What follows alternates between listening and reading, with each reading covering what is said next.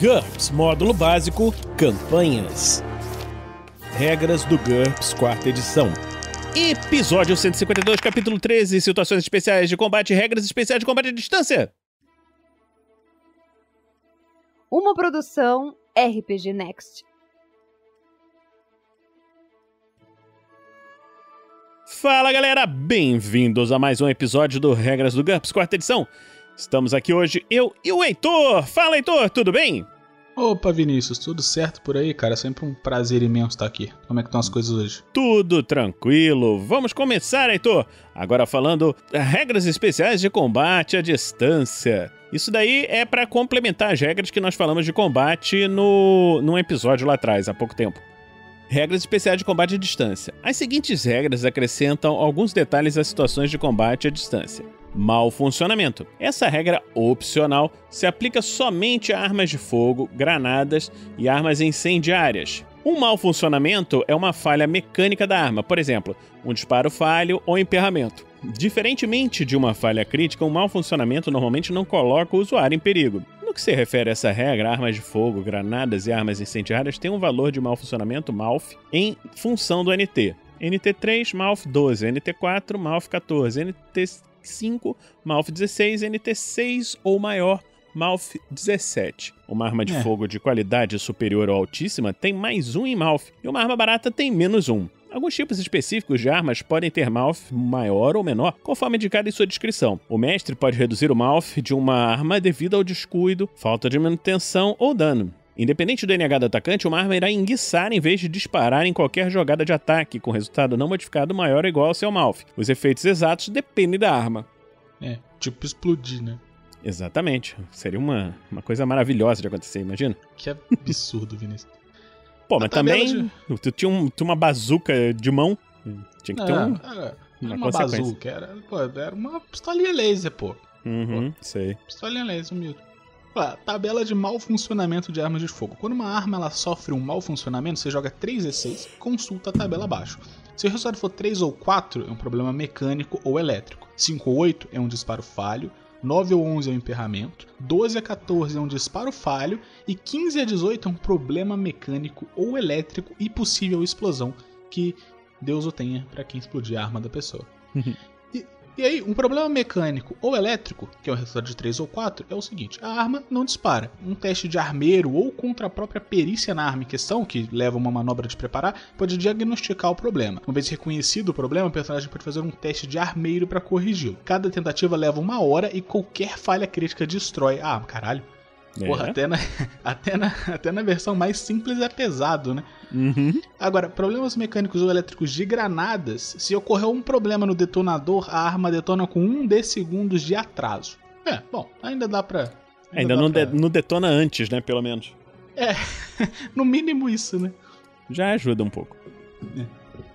O disparo falho, que é um resultado de 5 ou 8, é o seguinte: a arma não dispara, você tem que fazer um teste de armeiro mais 2 ou contra a própria perícia da arma na questão, que também leva uma manobra de preparar, que nem a última, para identificar o problema. Se a arma for um revólver, o próximo disparo será normal. Caso contrário, cada tentativa de consertar o problema requer 3 manobras preparar, 2 mãos livres e um teste de armeiro mais 2 ou contra a própria perícia na arma. Uma falha crítica, ela provoca um problema mecânico ou elétrico. No caso de granadas, a granada é defeituosa e nunca vai explodir. Pô, eu já tô até vendo que a granada do último vai explodir, né? Na hora, só pode, pô. No caso de emperramento, que é um resultado de 9 a 11, a arma dá um disparo e depois emperra ou para de funcionar por algum motivo. Aí você trata o disparo dado como um ataque normal. Cada tentativa de liberar uma arma requer 3 manobras de preparar, 2 mãos livres e um teste de armeiro ou com NH-4 na perícia com a arma em questão. Um sucesso conserta a arma. Um fracasso indica que ela ainda não está consertada, mas o personagem pode tentar novamente. Uma falha crítica provoca um problema mecânico ou elétrico. No caso de armas de feixe, você trata como um problema mecânico ou elétrico direto, porque uma arma de feixe não consegue emperrar. No caso de granadas ou outras armas de uso único, a arma é defeituosa e nunca vai disparar ou explodir. E aí a última é a explosão, que é o resultado de 15 ou 18. Qualquer arma de fogo de NT3 ou uma granada, arma de retrocarga, arma de fogo de repetição, de NT4, por exemplo, pode explodir na cara do atirador e causando 1d6 mais 2 de dano contundente explosivo, que é 2D. Se a arma usar uma ogiva explosiva, você usa o dano da carga da ogiva. Armas GNT 5 ou mais não explodem, aí você trata como um problema mecânico ou elétrico.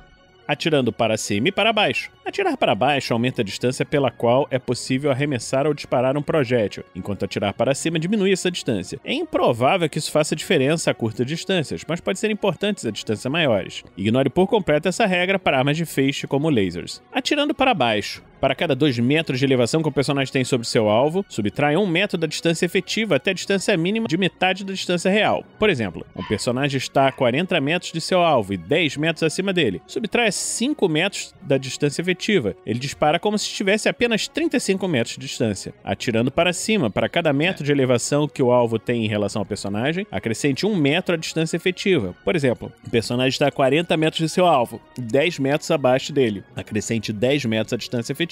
Ele dispara como se estivesse a 50 metros de distância. Cobertura. Para se proteger atrás de um obstáculo, o personagem só precisa se mover de forma que o obstáculo fique entre ele.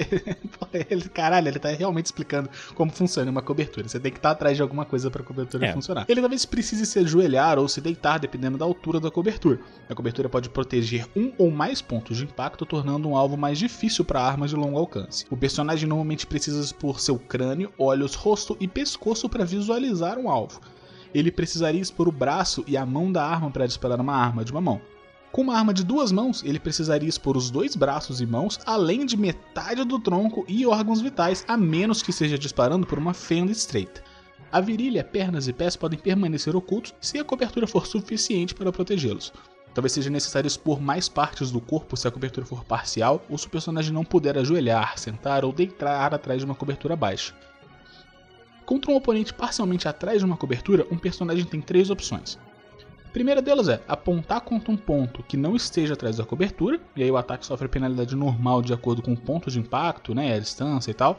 Se o ponto estiver exposto apenas pela metade, se aplica uma penalidade adicional de -2 da jogada de ataque. A segunda opção seria determinar aleatoriamente o ponto de impacto. O ataque não sofre penalidade por ponto de impacto, mas quando você determina o ponto na tabela, os tiros que atingiriam os pontos de impacto protegidos atingem a cobertura. No caso de um disparo que atingiria um ponto de impacto exposto pela metade, você joga 1d6, no resultado de 4 a 6, o disparo acerta a cobertura e não o alvo. A terceira opção seria ignorar a cobertura e tentar disparar através dela. Isso só funciona se o personagem tiver uma arma potente ou se o alvo estiver atrás de uma cobertura leve, tipo, sei lá, parede de palha. O atacante sofre uma penalidade adicional de -2 na jogada de ataque, e a exceção é, se o oponente estiver completamente oculto pela cobertura, o ataque sofre a penalidade normal de um tiro às cegas, que geralmente é de -10. A cobertura adiciona sua RD de cobertura contra o ataque. Para estruturas sólidas, esse valor normalmente é igual a RD da barreira, mais pontos de vida dividido por 4. Aí você pode ver na tabela de dano. Pontos de vida, no caso, da barreira. Claro. E aí você pode ver lá no final do livro, na página 558, tem a tabela de dano estrutural, tabela de RD de coberturas para maiores informações. Para saber a RD da coberturas vivas, aí você veja a super penetração, que a gente vai falar daqui a pouquinho. Coberturas normalmente só funcionam contra armas de combate à distância, mas alguns obstáculos também podem interferir com ataques com armas de combate corpo a corpo. É possível lutar por cima de obstáculos baixos se os seus ataques tiverem alcance suficiente para passar por eles. Dessa forma, 2 esgrimistas podem duelar com uma mesa entre eles, por exemplo, mas não poderiam golpear as pernas ou os pés um dos outros, logicamente. GURPS faz muito sentido, é sempre assim que funciona. Super penetração. Quando um personagem causa dano perfurante por perfuração ou por queimadura de feixe concentrado com ataque à distância, há uma chance de que o dano atravesse o alvo e acerte algo do outro lado, como um transeunte inocente. Da mesma forma, um ataque potente pode atravessar coberturas, veja coberturas que nós falamos agora há pouco, ou um escudo. Veja danos a escudo que nós vamos falar em breve. Ou mesmo penetrar um edifício ou veículo, causando dano a ele e seus ocupantes. Cabe ao mestre decidir quem poderia ser atingido por uma superpenetração. O acerto é automático se o segundo alvo estiver imediatamente atrás do primeiro, por exemplo, alguém atrás de uma cobertura ou bloqueando com um escudo. Caso contrário, veja atingindo o alvo errado. A tabela de impacto em ocupantes, para determinar quem é atingido. Um ataque só causa superpenetração se o dano básico exceder a RD de cobertura. Para determinar esse valor, acrescente a RD de cobertura ou do alvo dos 2 lados, no caso de uma pessoa com armadura, aos pontos de vida para carne e pontos de vida sobre 2 para uma máquina, veículo ou outro alvo não vivo. Ou ponto de vida sobre 4 para um objeto homogêneo. Use apenas a RD do objeto no caso de uma placa fina, como uma parede ou porta. Por último, aplica quaisquer divisores de armadura. Se o ataque provocar dano suficiente para penetrar a RD de cobertura, determine se alguém do outro lado é atingido. Se alguém for atingido, aplique a RD de cobertura mais a RD do alvo contra o dano. Por exemplo, o agente especial Ira Gray localiza um assassino com um rifle e se joga em frente ao VIP que está protegendo, bem na hora que o disparo é dado. A bala perfurante da armadura do rifle, um ataque de 7D com um divisor de armadura de 2 penetração, o atinge no peito. O dano básico da bala é 20. O colete à prova de balas de Ira tem RD 8, mas para apenas 4 pontos em função do divisor de armadura 2. O agente sofre 16 pontos de dano penetrante. Como se trata de um alvo de dano pouco perfurante, esse valor é dividido pela metade, causando apenas 8 pontos de dano ao agente. E o VIP? O colete de Ira oferece RD 16, uma vez que os dois lados precisam ser atravessados, e a Ira tem 12 pontos de vida. A RD de cobertura total é 28, dividido pela metade, por causa do divisor de armadura 2, resultando numa RD de 14. Como o dano básico da bala foi de 20, trata-se de super penetração. O VIP não estava vestindo nenhuma armadura, então sofre 20 menos 14, ou seja, 6 pontos de dano, dividido pela metade, por se tratar de dano pouco perfurante, resultando num ferimento de 3 pontos de vida. Ele foi ferido, mas não muito. O agente especial Ira Gray salvou a vida dele. Caralho, o GURPS é foda, né? Muito maneiro. Então, terminamos por aqui esse episódio de hoje do Regras do GURPS, 4ª edição. Esperamos que você esteja gostando dessa série. Se você estiver gostando, considere nos apadrinhar em picpay.me/rpgnext ou em www.padrim.com.br/rpgnext. Heitor, você quer deixar algum recado pro pessoal? Eu deixo o convite de sempre para todo mundo que tá ouvindo a gente de dar uma olhada lá no Bar da RPG, que é o projeto de produção de conteúdo de RPG que eu tenho com a minha esposa Jaqueline. A gente tá ativo principalmente no Instagram nesse momento, em @bardabardarpg. A gente posta bastante coisa lá, então se vocês puderem, quiserem dar uma olhadinha, às vezes se vocês gostam, a gente agradece pra caramba a atenção. Beleza.